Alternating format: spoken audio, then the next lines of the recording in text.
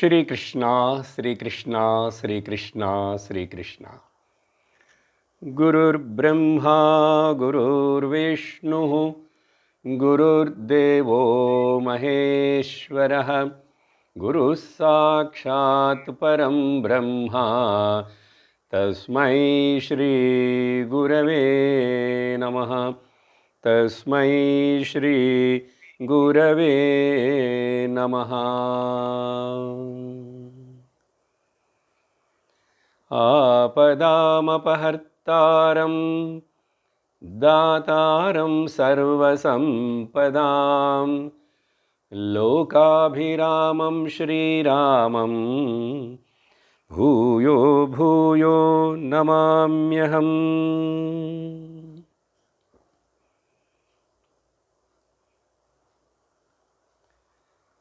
श्रीराम जय जय राम। श्रीराम जय जय राम। श्रीराम जय जय राम। श्रीराम जय जय राम। श्रीराम जय जय राम। श्रीराम जय जय राम। श्रीराम जय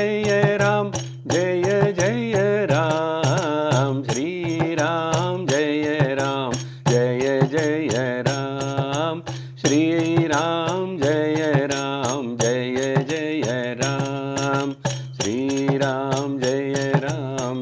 श्रीराम जय जय राम। श्रीराम जय जय राम। श्रीराम जय जय राम। श्रीराम जय जय राम। श्रीराम जय जय राम। जानकीकान्तस्मरणं जय जय राम राम। हरि ओम तत्सत्। श्री राम குணகானம். கடந்த சத்சங்கத்தில் ராமர்னால அவருடைய வாழ்க்கையில் அனுசரித்து நடந்து காட்டின 3 தர்மಗಳನ್ನು நம்ம பார்த்துட்ருக்கிறோம். 3 குணಗಳನ್ನು. குணவான், வீரியவான், அதுக்கப்புறம் 3வது குணம் தர்மக்னஹா.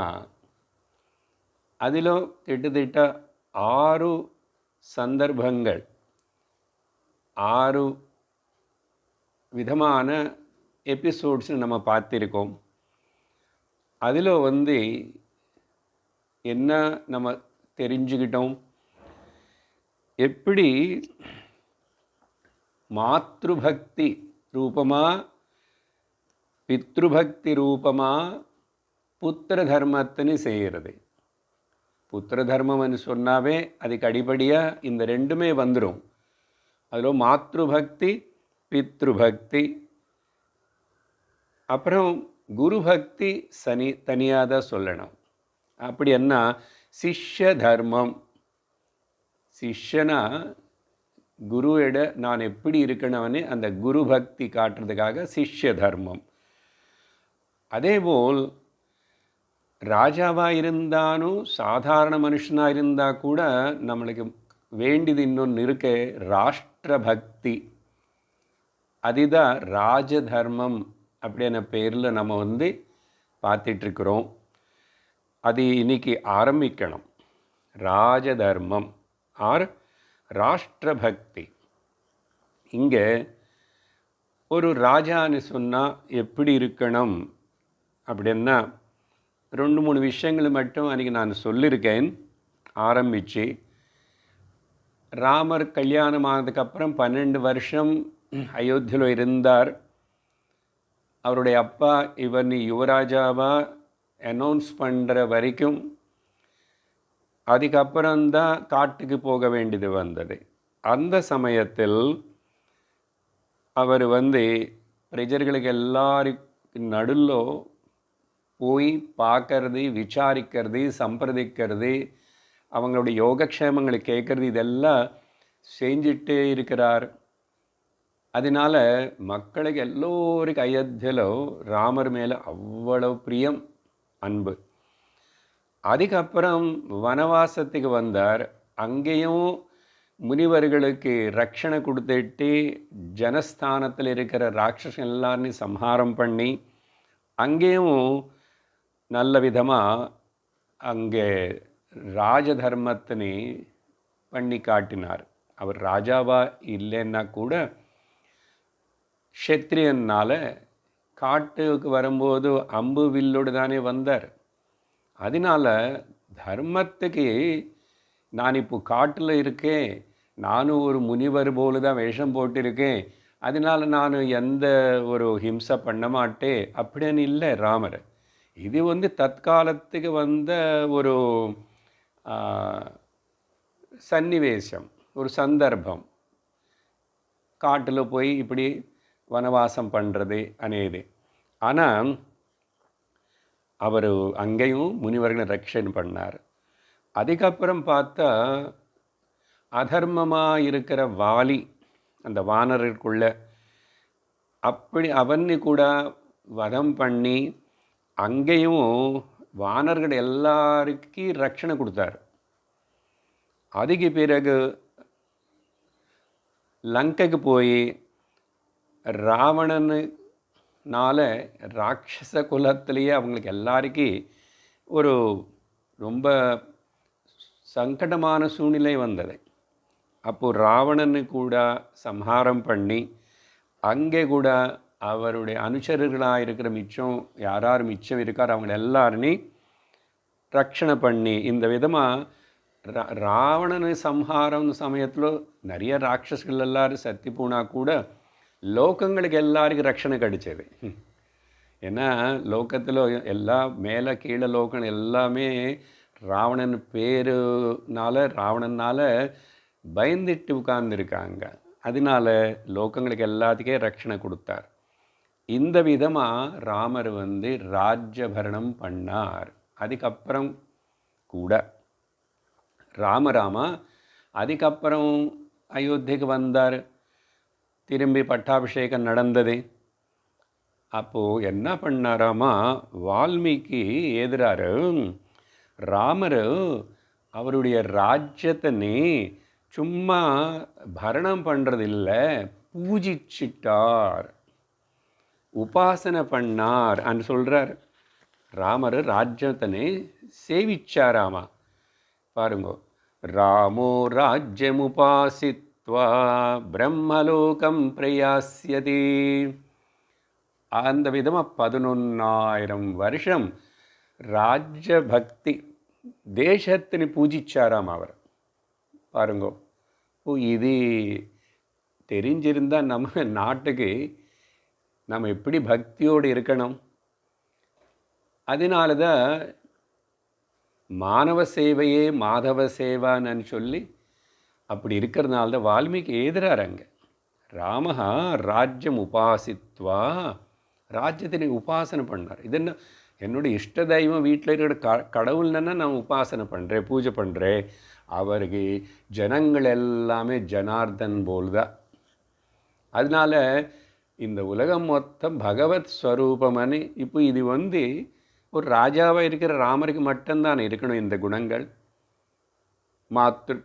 புத்திர தர்மம், சிஷ்ய தர்மம், அப்புறம் கிரகஸ்த தர்மம். நம்ம ராஜாவாக இருக்கணும்னு அவசியம் இல்லையே, எனக்கு சில தர்மங்கள் இருக்குல்ல. அப்படி பர்த்த என்னுடைய தர்மம், பாரியா என்னுடைய தர்மம், மகனா மகளா தந்தையா தாயா தர்மங்கள் இருக்குது. அப்போது எல்லோருக்கும் அவங்க தர்மங்களை செய்கிறதுனேது ரொம்ப அத்தியந்த அவசியமனு நமக்கு இங்கே ராமருடைய வாழ்க்கையிலோ தெரிகிறது. அப்படி இருக்கிறதுனால எல்லாரும் ராமர்னு ஏன் அப்படி நேசித்து அவர் மேலே அன்பு காட்டுறாங்கன்னு சொன்னால், எப்போ பார்த்தா ராமனை பற்றி பேசிகிட்டு இருப்பாங்களாமா அயோத்தியில் மக்கள். ஏன் எப்படின்னா, ராமோ ராம ராம இதி பிரஜானாம் அபவன் கதாஹ. ராம ராம ராம ராமனை பற்றி கதையாக அவங்களுக்கு அவன் நாள் முழுசாக பேசிக்கிட்டே இருப்பாங்களாமா. ராமபூதம் ஜெகத்பூதம் பூத் ராமே ராஜ்யம் பிரசாசதி. ராமபூதம் ஜெகத்பூத் ராமே ராஜ்யம் பிரசாசதி. இப்படி ராமருடைய ராஜ்யம்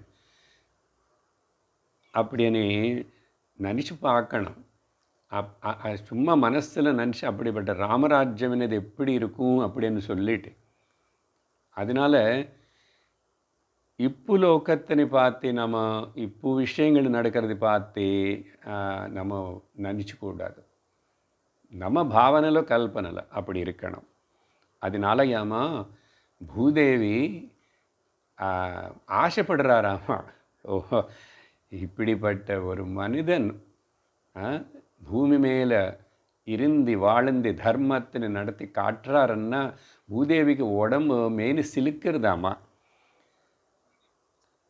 அகாமயத மேதினி பூதேவியுடைய ஆசையாமா என்னன்னா, ஸ்ரீராமர் தான் இன்னும் ராஜ்யம் பரணம் பண்ணிட்டு இருக்கணும் அப்படின்னு சொல்லி ராமர் காட்டு போய் வந்து ராஜாயா பட்டாபிஷேகம் பண்ணி ராஜா ஆகிற வரைக்கும் பூமாதக்கு ரொம்ப ஒரே கவலை. எப்போ ராமர் வர போகிறாரு, எப்போ ராஜபரணம் அவர் பண்ண போகிறாரு, இந்த பூமி மேலே அப்படிப்பட்ட மனுஷன்தானே ராஜாவாக இருக்கணும்னு சொல்லிட்டு பூதேவி கூட ஆசையாக இருக்குமாமா. அப்போது இந்த விதமாக ராமர் அந்த மக்கள் மேலே அன்பு காட்டி மக்கள் ஜனங்கள் எல்லாருடைய அன்பு அவருக்கு கிடைச்சது. அதுக்கு அடுத்ததாக 8வது சன்னிவேஷம் எபிசோடு, ராமர் எங்கே இந்த ராஜதர்மத்தினை அனுசரித்து காட்டிட்டார் அப்படின்னு பார்க்கும்போதும், சீதை மேலே சீதை விஷயம் வரும்போதும் அயோத்தியக்கு வந்துட்டாங்க. திரும்பி ராவணன் சம்ஹாரம் ஆயிடுத்து. அதுக்கப்புறம் யுத்தம் முடிஞ்சு போச்சு. அயோத்திக்கு வந்தாச்சு, பட்டாபிஷேகம் நடந்துச்சு, ராமர் ராஜ்யம் பரணம் பண்ணிகிட்ருக்கிறார். அந்த சமயத்தில் என்னாச்சு, பொதுவாக ஒரு ராஜாவுக்கு வந்து நிறைய உளவாளி ஒற்றன் அப்படி என்ன ஸ்பைசஸ் இருப்பாங்க.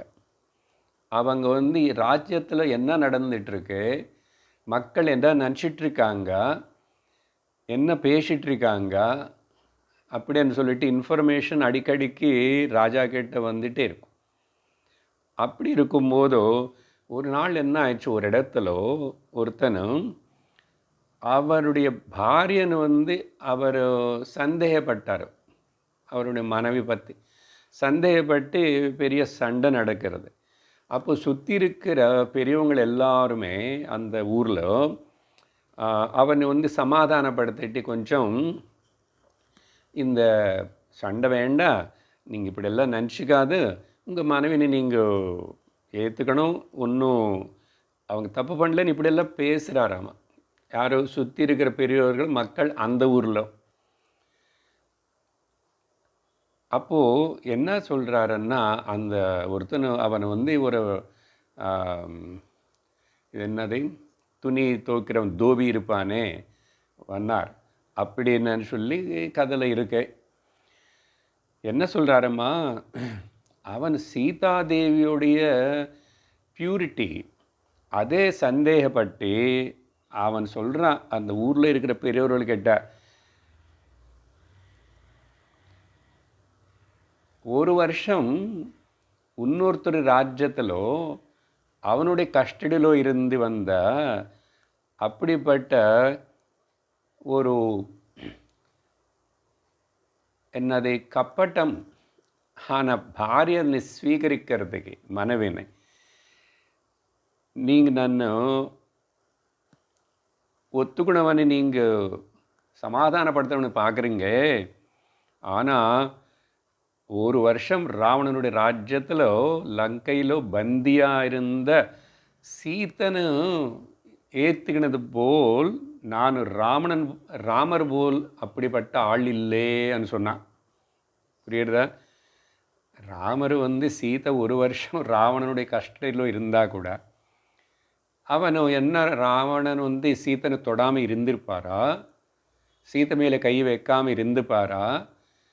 நீங்கள் என்ன பேசுகிறீங்க? அந்த ராமர் அப்படிப்பட்ட சீத்தனை ஏற்றுக்கினது திரும்பி கொண்டு வந்தது போல் நான் என்னுடைய மனைவினை ஏற்றுக்க போகிறதில்லை அப்படின்னு சொன்னான்.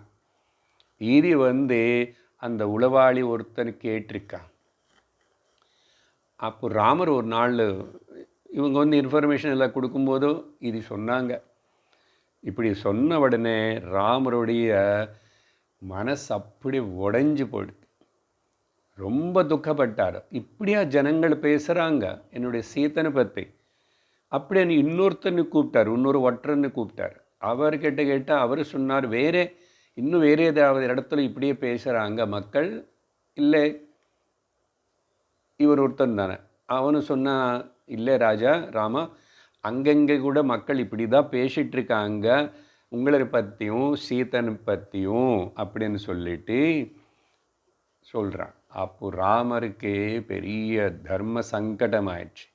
என்ன பண்ணுறது? அதனால் எதுக்கு அவன் அப்படி பண்ணிட்டான் அப்படி சொல்கிறானே அப்படின்னா, ராமர் மேலே வேறு எந்த குற்றமும் காட்டிட்டு அதர்மமாக இவர் ஜீவிதத்தில் இப்படி இருக்கேன்னு யாரும் கை தூக்கி காட்டவே முடியாமல் இருக்கிற ராமர் மேலே இந்த ஒரு மனிதனுக்கு என்ன காட்டி ராமர் மேலே குற்றம் சொல்லணும் அப்படின்னு நினச்சி வேறு எந்த ஒரு அவனுக்கு சான்ஸ் கிடைக்காதனால இந்த சீதா அபகரணம், சீதனை கிட்னாப் பண்ணி வேற ஒருத்தன் கொண்டு போயிட்டானே, ஒரு வருஷம் அங்கே வச்சுக்கிட்டானே. அதனால் அப்படிப்பட்ட அந்த ஸ்திரீனை, பாரியனை ஒரு புருஷனை ஏற்றுக்கலாமா?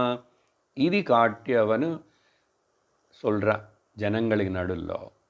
பார்த்தீங்களா? அப்போ ராமர் என்ன பண்ணணும்? இப்போ ராமருக்கு ரெண்டு ஆப்ஷன்ஸ் இருக்குது. ரெண்டு ஆப்ஷன். முதல்ல என்னென்னா, அவங்க தம்பிகள் எல்லாரையும் கூப்பிட்டுட்டு அதில் ஒருத்தனுக்கு ராஜ்யம் ஒப்பளிச்சுட்டு சீதாதேவி கூட சேர்ந்து இவரும் காட்டுக்கு போயிடணும். ரெண்டாவது ஆப்ஷன் என்னன்னா, இவர் இருந்து ராஜ்யம் பரணம் பண்ணிக்கிட்டு சீதனை மட்டும் இங்கேருந்து ராஜ்யத்திலேருந்து வெளியில் அனுப்பணும். சீதனை விட்டுட்டு, அப்படின்னா இந்த காலத்தில் என்ன சொல்கிறோம், டைவர்ஸ் கொடுத்தோமா அப்படி எதாவது சொல்கிறோம். அங்கே சீதனை இந்த ராஜ்யத்தில், ஏன்னா இங்கே அங்கெங்காவது வச்சுருந்தா கூட மக்களுக்கு திரும்பி சரி தம்பிகளுக்கு ராஜ்யம் கொடுத்துட்டு நானும் சீதா சும்மா வாழலாமே தனியான்னா மக்கள் இவங்களை எப்பெல்லாம் எங்கெங்கெல்லாம் பார்ப்பாங்களோ அப்பப்பெல்லாம் அங்கெங்கே எல்லாம் கூட கிரிட்டிசைஸ் பண்ணிகிட்டே இருப்பாங்க. அதனால் ராமர் யோசிக்கிறார்.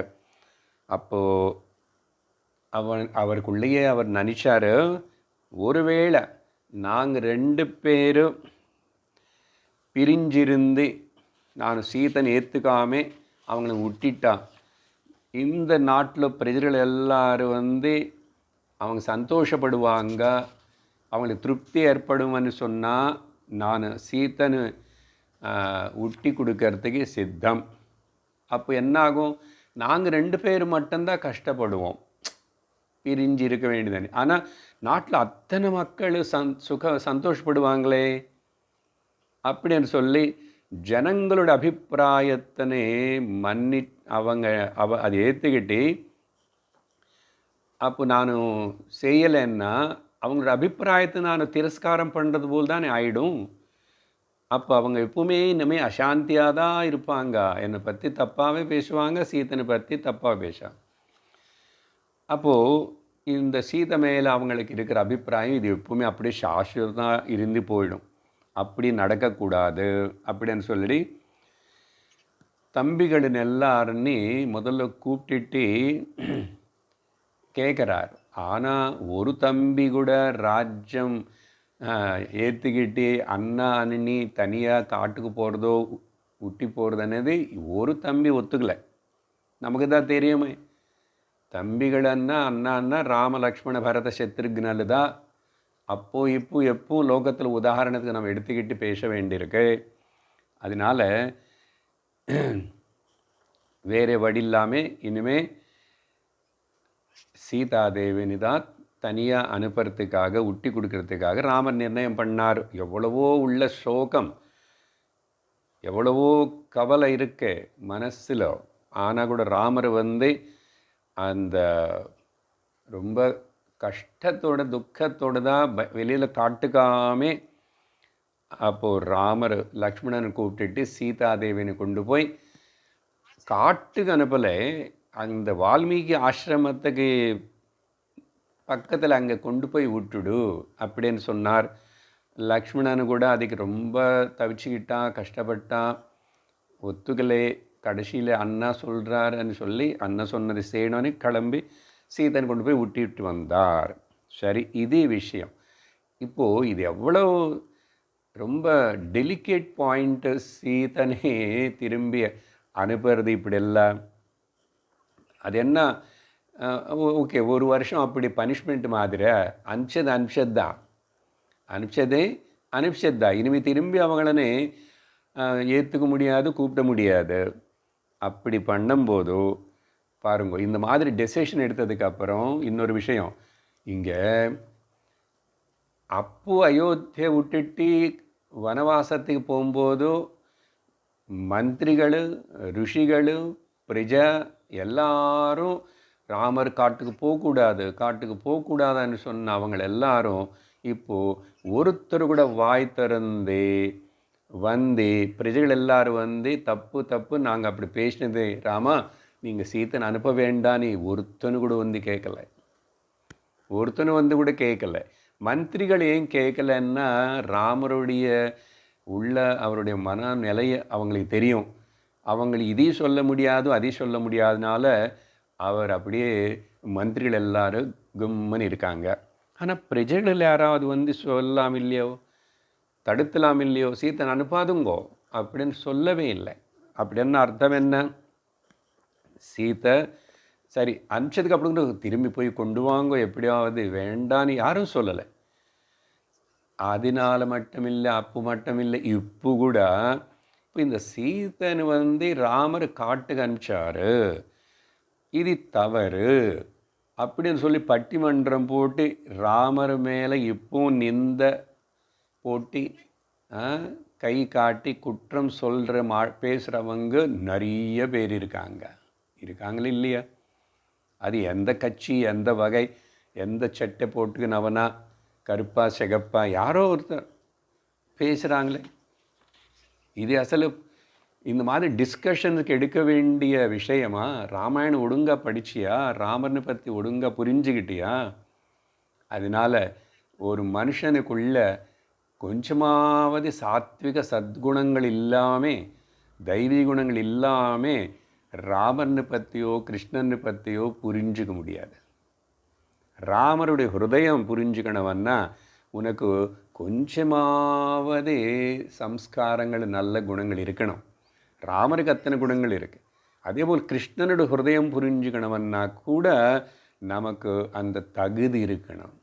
அதனால நமக்கு தகுதி இல்லை, அதனால இவங்க இஷ்டத்துக்கு பேசுவாங்க.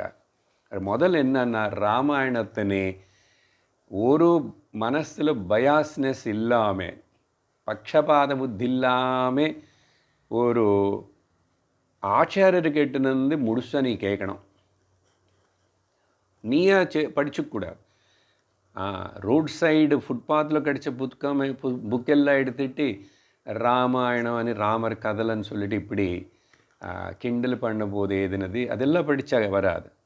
வால்மீகி ராமாயணமோ, துளசி ராமாயணமோ, கம்ப ராமாயணமோ ஒரு ஆச்சாரியர் சொல்லி கொடுக்கும்போது நீ கேட்டு புரிஞ்சுக்கணும். அப்போது ராமர் சீதா விஷயத்திலோ ராஜ்யத்துக்காக, பிரஜைகளுக்காக அனுப்பிச்சிட்டார். இங்கே ஒரு விஷயம் என்னென்னா, சீதையே சுயமாக எப்ரிஷியேட் பண்ணி ஒத்துக்கிறான். இந்த ராமர் எடுத்த இந்த நிர்ணயம், இந்த டெசிஷனை சமர்த்தனம் பண்ணுறான் சீதா. இந்த விஷயம் தெரியுமா மக்களுக்கு? அதான் ஒழுங்காக படிக்க மாட்டான். ஒழுங்காக படிக்காமல் காமெண்ட் பண்ணுறது, கிரிட்டிசைஸ் பண்ணுறது ரொம்ப சுலபம். அதனால தான் ராமருக்கு சீதன்னா பிராணம், சீதையும் ராமரன்னா பிராணம். இப்படி பிரிஞ்சு இருந்ததுக்கு அப்புறம் கூட இவங்க எப்படி இருக்காங்கன்னா, ஒருத்தர்னு மனசில் மறக்கவே இல்லை, விடவே இல்லை. அப்போது இப்படிப்பட்ட ஒரு பிரேமன்னு அதுதான் தர்மபத்தமான பிரவர்த்தனை. அதினை தைரியம் அங்கீகரிக்கிறதுக்கு, அனுசரிக்கிறதுக்கு தைரியம் கூட இருக்கணும் இல்லையோ. அதனால் அந்த தர்மம் தெரியாதவங்க இப்படி கிரிட்டிசைஸ் பண்ணுறதுக்கு அவங்க பண்ணுவான். ஸோ பொதுவாக கல்யாணம் இந்த பதி பத்னி பற்றி சொல்லும் போதும் 2 பேர் மேட் ஃபார் ஈச் அதராக இருக்கணும், அப்புறம் மேட் ஃபார் ஈச் அதராக இருக்கணும், அப்புறம் ஓன்லி ஃபார் ஈச் அதர்.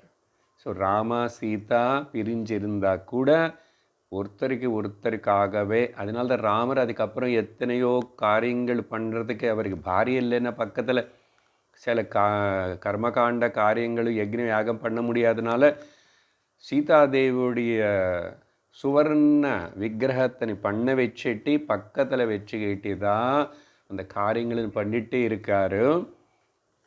இது கவனிக்கணும். பகுபத்னி நிறைய பாரிகளை வச்சுக்கலாம் அப்படின்னு இருக்கிற காலகட்டத்திலேயே, அதையும் க்ஷத்திரியனுக்கு அப்படி இருந்தால் கூட ராமர் ஏகபத்னி விரதனாக இருக்கார். ஏன்னா தசரதனுக்கு 3 மனைவிகள் இருக்காங்க, ராமரே இன்னொருத்தர் 2 பேர் கல்யாணம் பண்ணிக்கூடாது.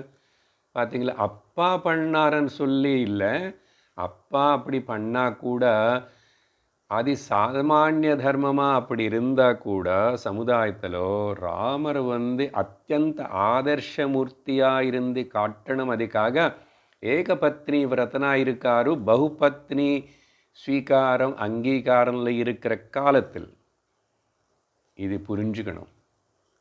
சரி, அதனால் இந்த தர்ம அனுசரணம் ஏன் ஒரு மனுஷனுக்கு அனுசரிக்கிறதுக்கு வேண்டிய ஸ்ட்ரென்த் இல்லாமல் ஆகிறதுன்னு சொன்னால், மனிதர்களுக்கு இந்த துராகிரகம் అనేది இருக்கக்கூடாது. படிப்பு இருந்தால் பத்தாது, படிப்புனால என்ன சொல்கிறோம், ஹியூமிலிட்டி, வினய வரணும். வித்யா ததாதி வினயம். அப்போ அந்த வினயம் இல்லைன்னா என்ன பிரயோஜனம், என்ன வரும்? வினயம் இல்லைன்னா அந்த படிப்புனால துராகிரகம் வரும், அகங்காரம். துராகிரகம் என்ன, இன்சிஸ்டிங், அது தப்புன்னு தெரிஞ்சால் கூட அது விடாமல் இருக்கிறது, அப்படி இருக்கிறது துராகிரகம். நான் சொல்கிறது கரெக்டு, நானும் இதில் தோற்றி போனாலும் சரி விட மாட்டேன். உதாரணத்துக்கு உங்களுக்கு 3 சொல்கிறேன். ஒன்று முதல்ல என்னென்னா, பீஷ்மர் சொல்கிறாரு மகாபாரதத்தில் துரியோதனன் கிட்ட, தர்ம ஏவ ஹதோ ஹந்தி தர்மோ ரக்ஷதி ரக்ஷிதः. பாருங்க, தர்ம ஏவ ஹதஹ அந்தி, தர்மத்தினை யாரும் அனுசரிக்க மாட்டானோ, அப்படின்னா தர்மத்தினை திரஸ்காரம் பண்ணானோ அந்த தர்மம் அவனை திரஸ்காரம் பண்ணும். அப்படி என்ன அர்த்தம்? தர்மத்தினை நீ என்ன பண்ண, கொலை பண்ணது போல. ஹந்தி, தர்மம் கூட ஒன்று கொலை பண்ணும். ஆனால் தர்மோ ரக்ஷதி, தர்மத்தினை நீ போஷிச்சு அனுசரித்தா தர்மம் ஒன்று ரட்சித்து போஷிக்கும் அப்படின்னு பீஷ்மர் சொல்கிறாரு துரியோதனனுக்கு. ஆனால் கேட்டானோ, ஏன் அவனுக்கு தெரியாத என்ன, அவனு படிக்கலையா? அவனும் படித்தானே, குருக்கிட்ட போனால் படித்தான், எல்லாம் தெரிஞ்சுக்கிட்டான், அவனுக்கு நிறைய வித்தியைகள் தெரியும்.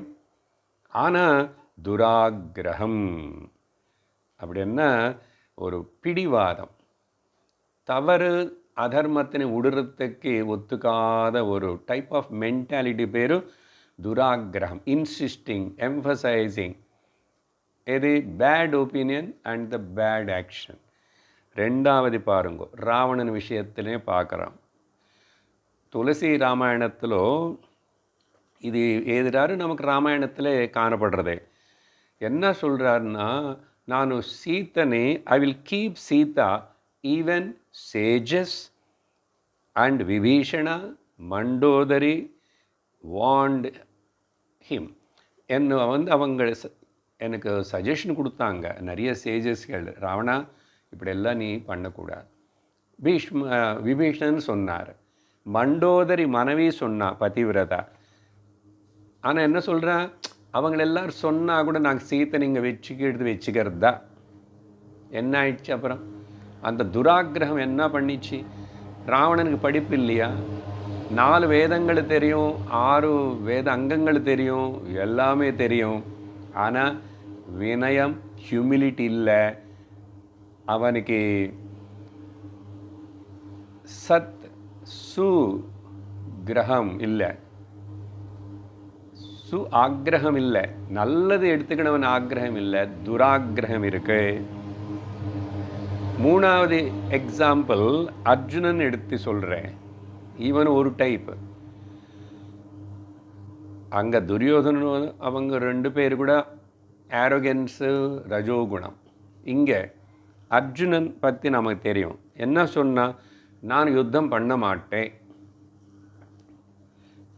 யுத்தம் பண்ண மாட்டேனே எது வச்சுட்டு சொல்கிறான்? அர்ஜுனன் பகவான்கிட்ட பாதித்து சொன்னார் இல்லையே முதல் அத்தியாயத்தில். என்ன வச்சுட்டு? தர்மம் வச்சுக்கிட்டா இல்லை இல்லை, மோகத்தினால I am not going to fight. ஆனால் இப்போ இவங்களோட 3 பேரில் வித்தியாசம் என்னன்னா பாருங்கோ, அர்ஜுனனுடைய துராகிரகம் மெல்ட் ஆகி போயிடுத்து. எப்படி? 18 அத்தியாயங்கள் சிரவணம் பண்ணதுக்கப்புறம் கிருஷ்ணன் கிட்ட வந்து பகவத்கீதா. ஆனால் மிச்சம் 2 பேருக்கு கூட அட்வைசஸ் கிடைச்சது, உபதேசம் கிடைச்சது. ஆனால் அவங்க 2 பேருக்கு அந்த துராகிரகம் போல 3 எக்ஸாம்பிள்ஸில் டிஃபரன்ஸ் பார்த்தீங்களா?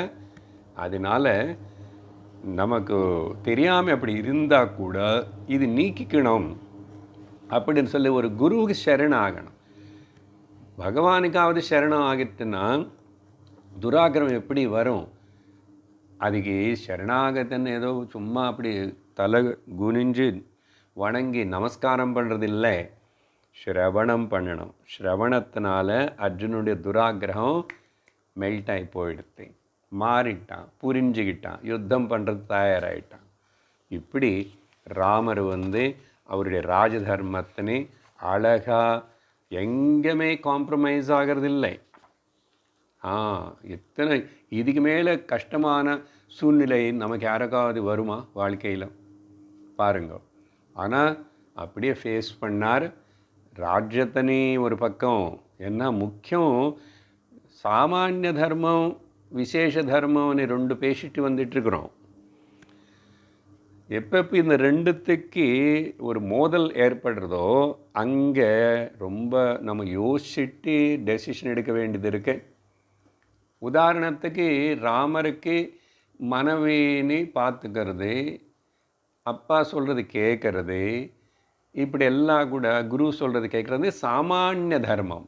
ஆனால் ராமர் வந்து இங்கே விசேஷ தர்மத்தின்னு எடுத்துக்கிட்டார். என்ன விசேஷ தர்மம்?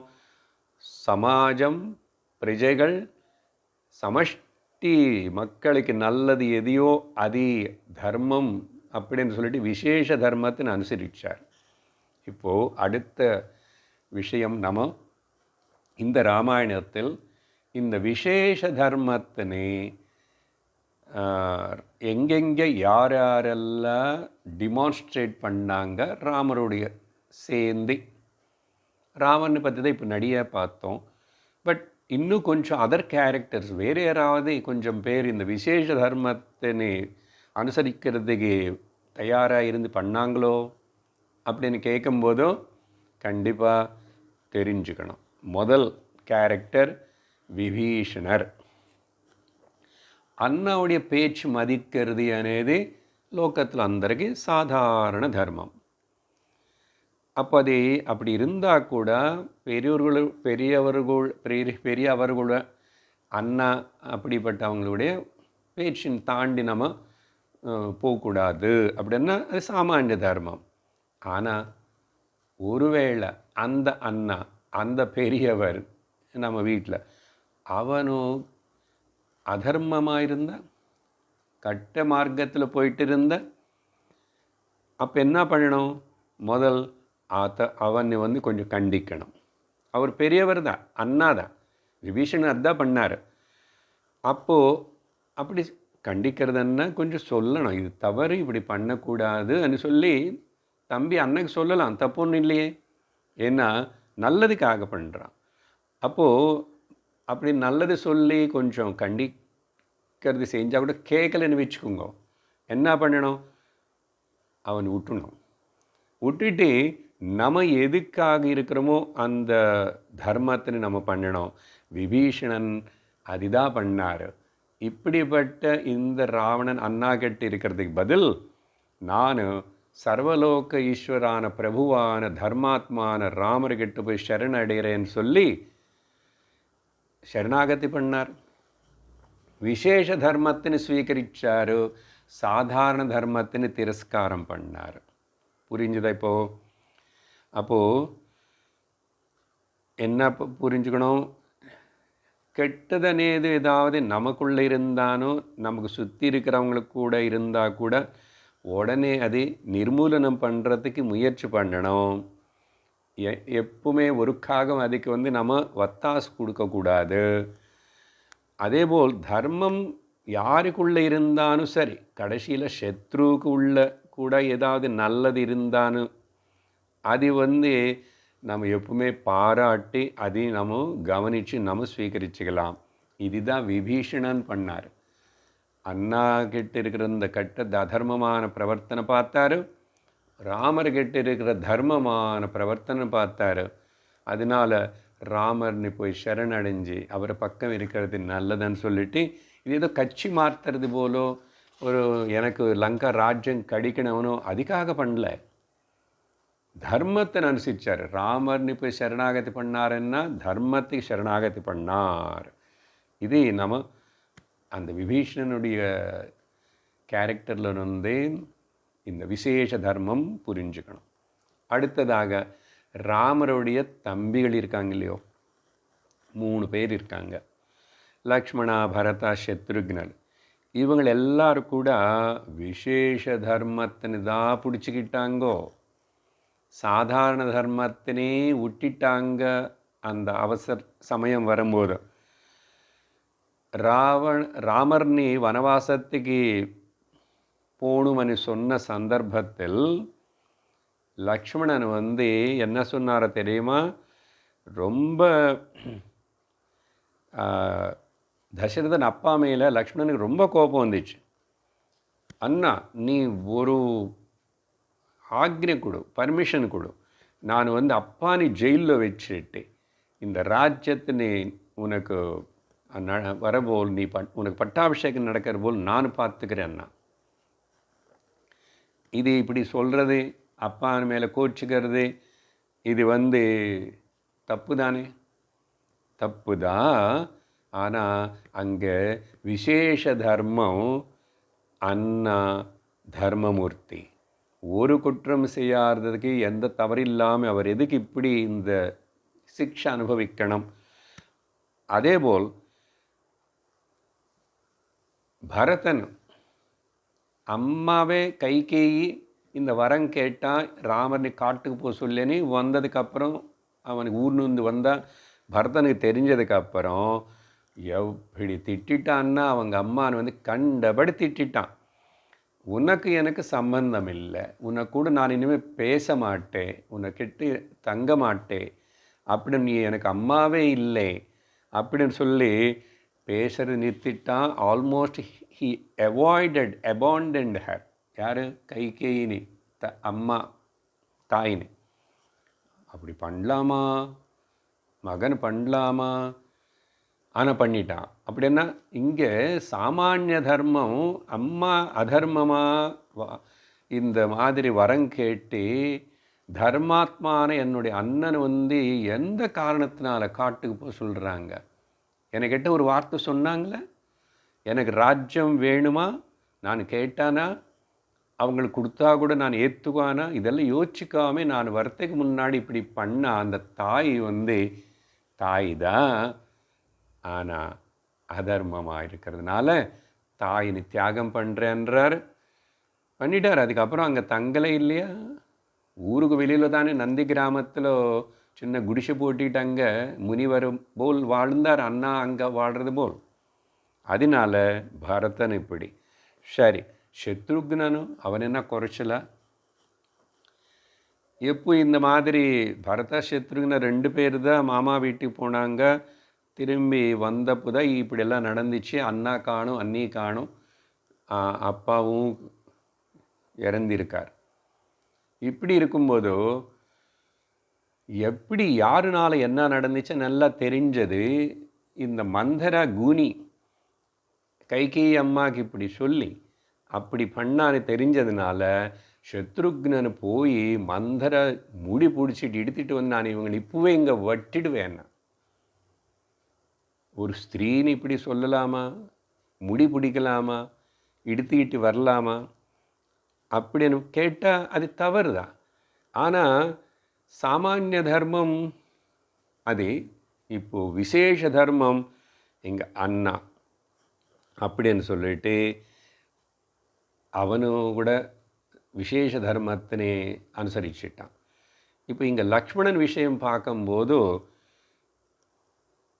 பாரிய ஊர்மிளனை விட்டுட்டு தனியாக வந்துட்டானே. இப்போது அண்ணா ராமர் சீதானே வச்சுக்கிட்டு கூட போகிறாரு. நானும் என்னுடைய பாரிய ஊர்மிளனுக்கு கூட கொண்டு வந்திருக்கலாமே. அந்த அம்மாவும் நானும் உங்கள் கூட வந்திதாகணும்னு அவங்களும் கேட்கல. தாயான சுமித்ராவும் அந்த பையனை கம்பல் பண்ணல. அண்ணன் கூட இருந்து அண்ணனு அந்த தர்மபூர்த்தியான அண்ணன் ராமர் அனுசரிச்சுட்டு ராமர் அண்ணனுக்கு சேவை பண்ணிட்டு இருன்னு சொல்லிட்டு அனுப்புகிறான். ஊர்மிளாவும் ஒத்திக்கிட்டு தான் அனுப்புகிறான்.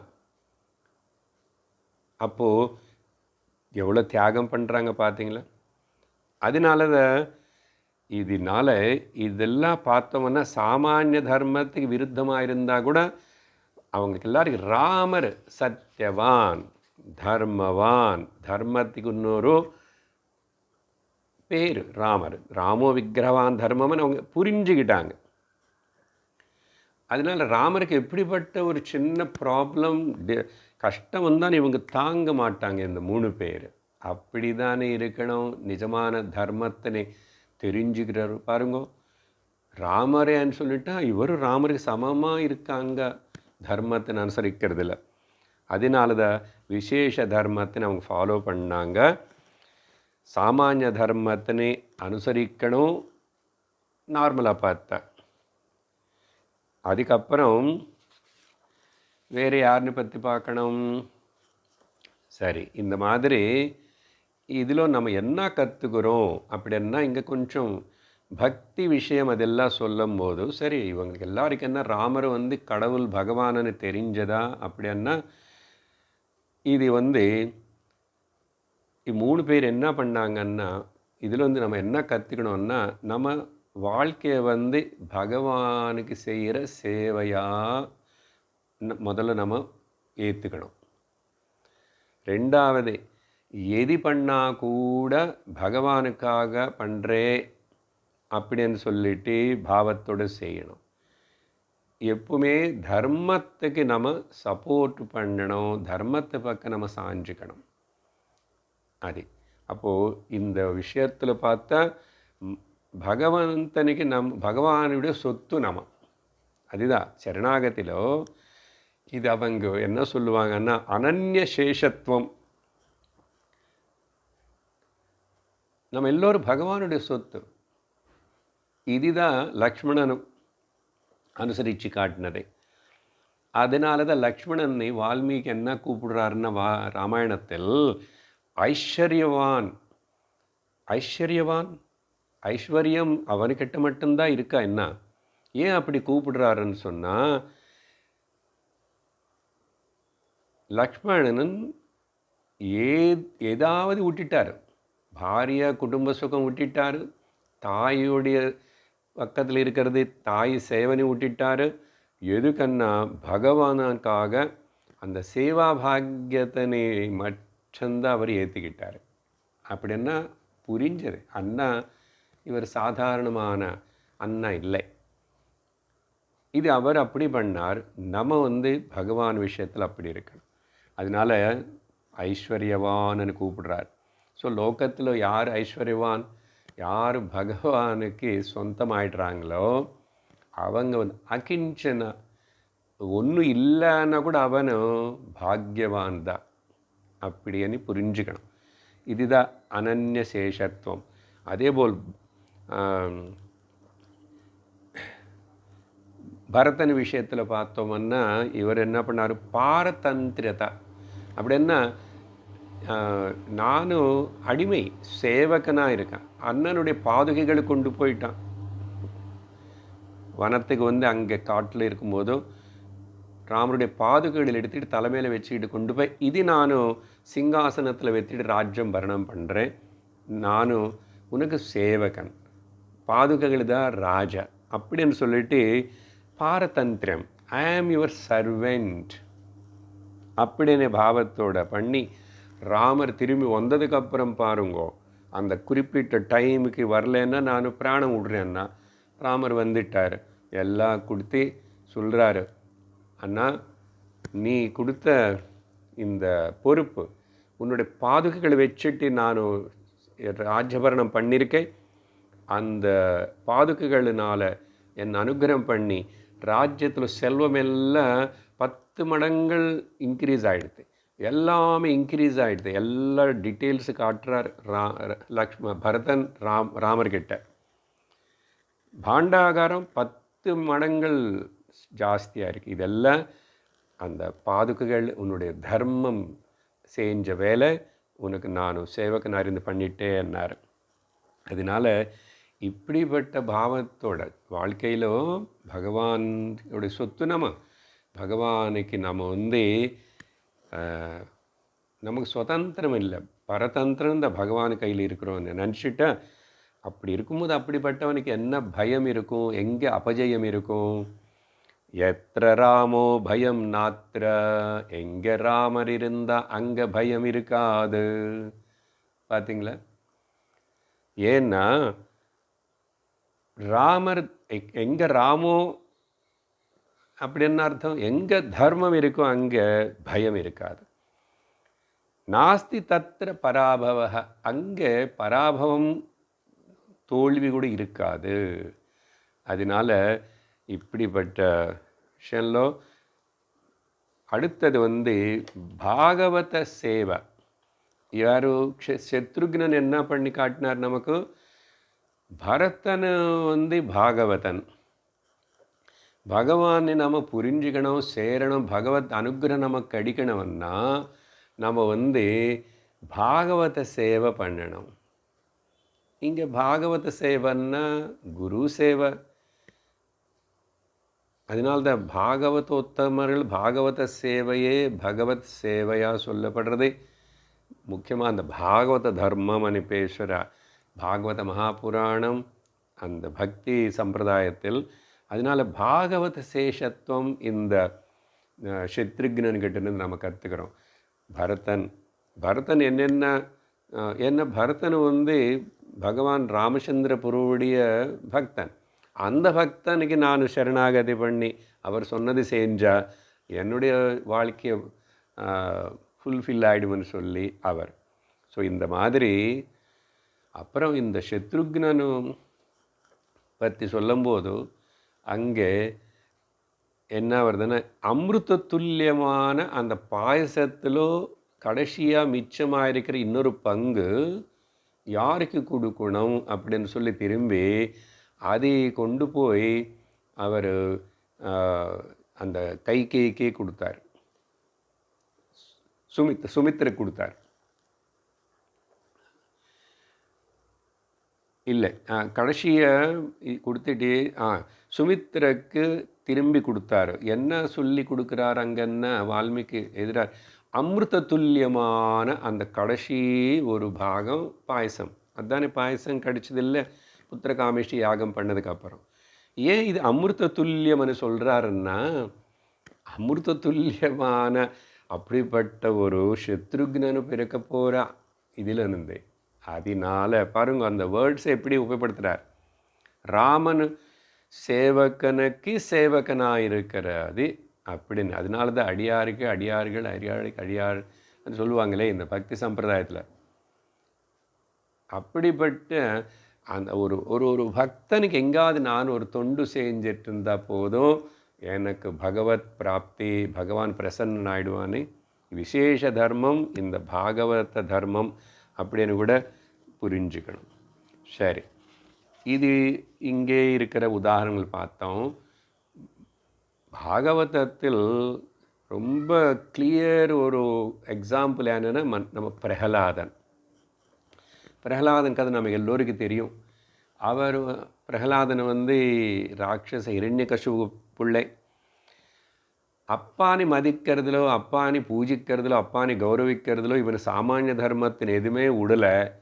அப்பா எத்தனை கஷ்டங்கள் கொடுத்துட்டு இருந்தா கூட, ஆனால் நீ அந்த விஷ்ணு நாராயணன் மறந்துடு அப்படின்னு சொன்னால் மட்டும் அங்கே எதிர்ப்பு தெரிவிக்கிறாரு.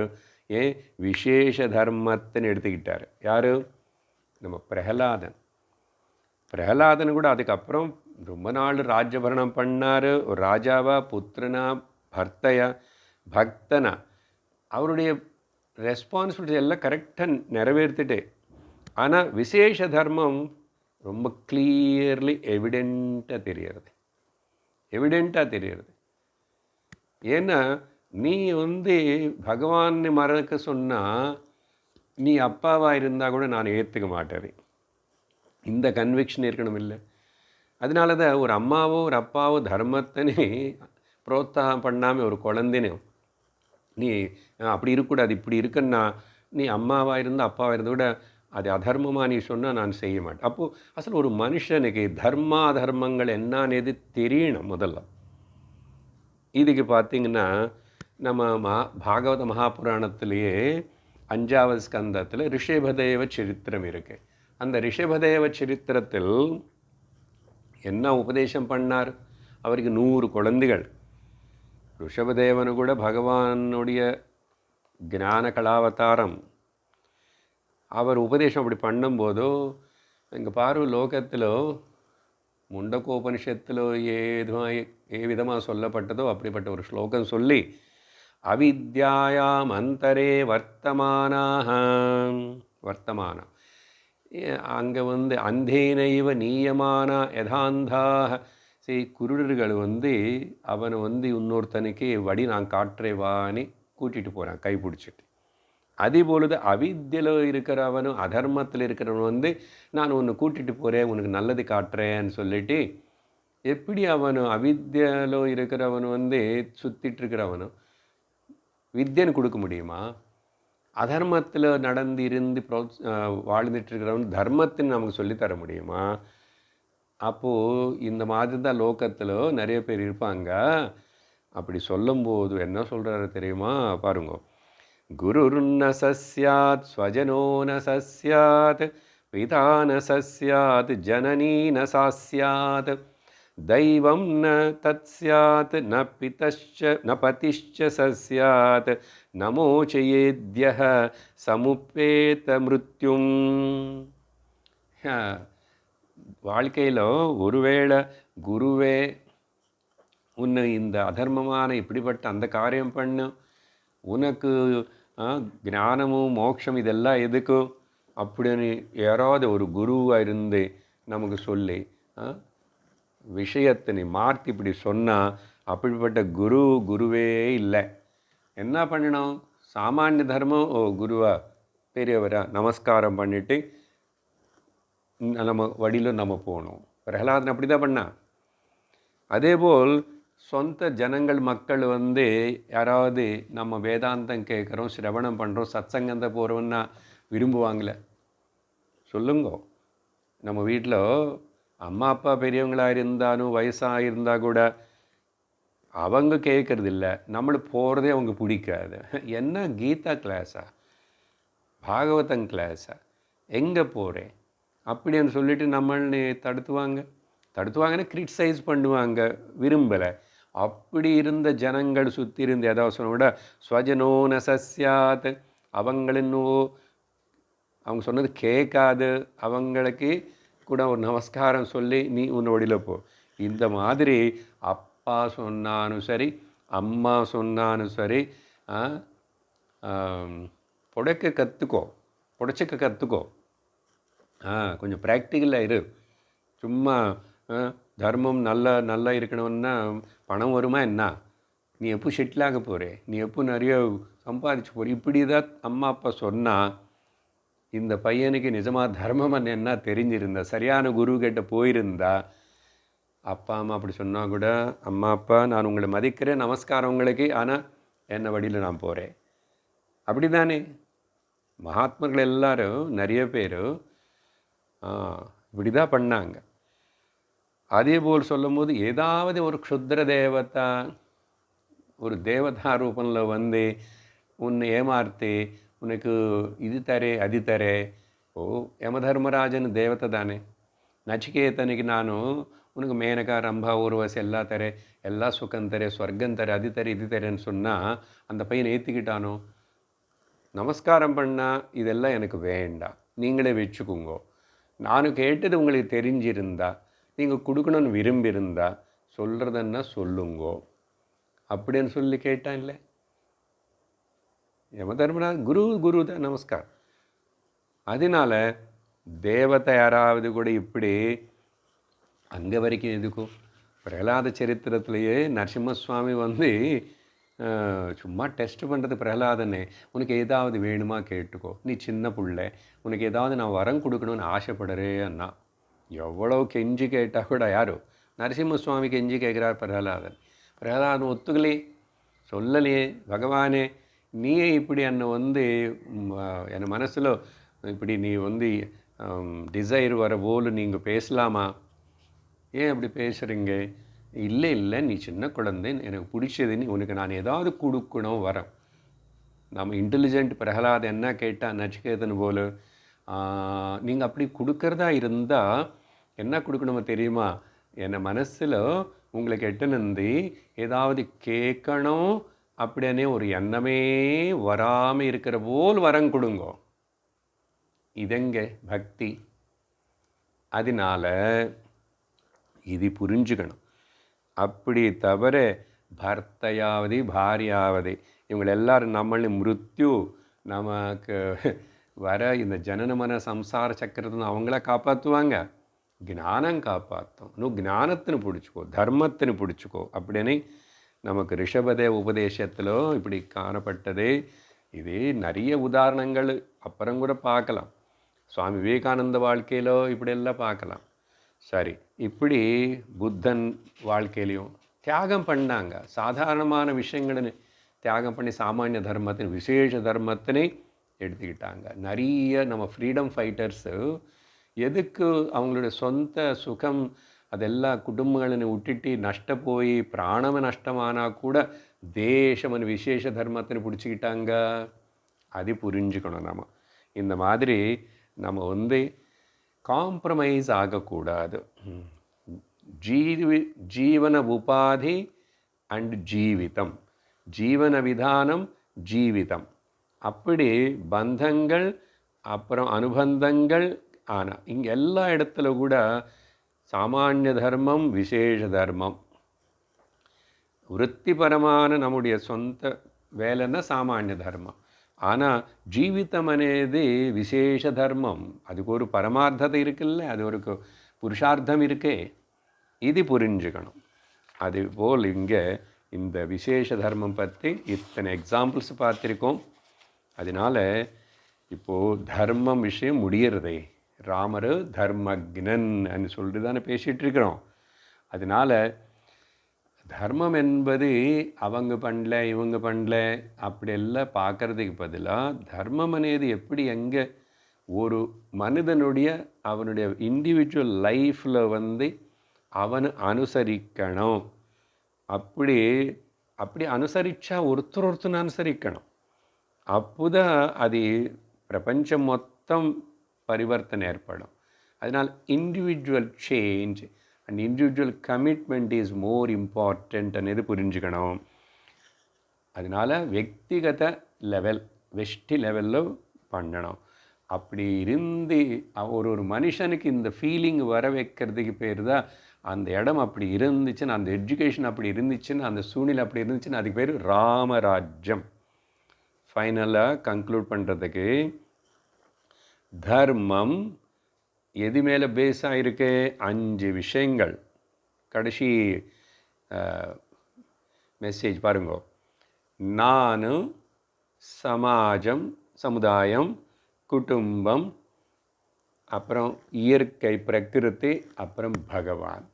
இந்த 5 பக்கம் நான் பாக நல்ல விதமாக சிங்க்ரனைஸ் பண்ணிக்கிட்டு வாழ முடிஞ்சால் அது நமக்கு ரொம்ப ரொம்ப வாழ்க்கை நல்ல அமைச்சு கொடுக்கும். அதுதான் சந்தோஷம் சுகத்தினை கொடுக்கும்.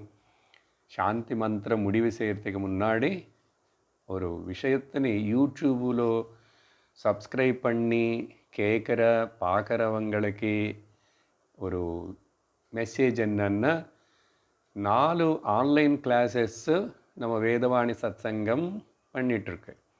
அதனால அந்த ஆன்லைன் கிளாஸில் அட்டெண்ட் ஆகணும்னு நினைக்கிறவங்க அவங்க என்ன பண்ணணும்? vedavaanikam@gmail.com అనే ఈమెయిల్ అడ్రస్ இருக்கு. யூடியூபில் கூட காட்டும், வெப்சைட்டில் காட்டும். அதுக்கு நீங்கள் உங்கள் டீட்டெயில்ஸோட ஒரு மெசேஜ் அனுப்பணும். உங்கள் பேர், ஊர், என்ன பண்ணுறீங்க, உங்கள் வாட்ஸ்அப் நம்பர் கொடுத்தா இந்த ஆன்லைன் கிளாஸஸோடைய லிங்க் உங்களுக்கு தெரிவிக்கப்படும். டியூஸ்டே அன்றைக்கி இங்கிலீஷ் பகவத்கீதை கிளாஸ் நடந்து கொண்டிருக்கு. Wednesday Telugu Bhagavad Gita class, Friday Telugu Sadacharam అనే పుస్తకం, அப்புறம் சாட்டர்டே இந்த ராமகுணகானம். இப்படி ஆன்லைன் கிளாஸஸ் பற்றி விரும்புகிறவங்க இந்த வேலை அப்படி செய்யுங்கோ. சரி. ஓம் லோகாஹ சமஸ்தாஹ சுகினோ பவந்து, லோகாஹ சமஸ்தாஹ சுகினோ பவந்து, लोकाः समस्ताः सुखिनो भवन्तु. ओम शांति शांति शांतिः. हरिः ओम श्री गुरुभ्यो नमः. हरिः ओम. हरि ओम तत्सत्.